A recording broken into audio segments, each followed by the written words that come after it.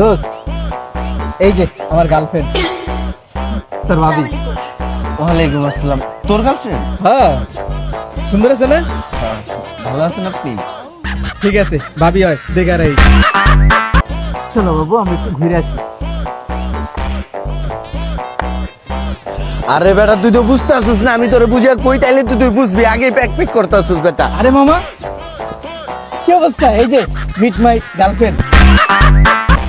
Girlfriend না? হ্যাঁ, এই যে বাবু আমার বন্ধু, তোর ভাবি কিন্তু। হ্যাঁ আচ্ছা, থাকতেলে। ঠিক আছে, যা প্রেম করে এইটাছি, যা। আসলে বন্ধু বান্ধব না কখন আইসা পরে। হ্যাঁ, তোমার দেখে আমি তোমার থেকে চোখ ফিরে যেতে পারতেছি না। হ্যাঁ মামা, দাঁড়া, কই যাইতেছস? আমি তো এই যে সামনে। এই যে দেখ, তোর ভাবি, আমার নতুন গার্লফ্রেন্ড।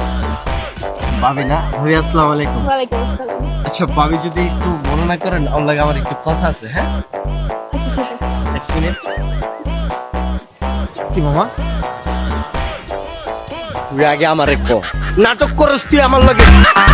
জানো যে আমি সিঙ্গেল, ডাক দেই মামা এরা ভাবি, এরা ভাবি, এরা ভাবি। সব যদি ভাবি হয় তাহলে বউই বকুন্ডা।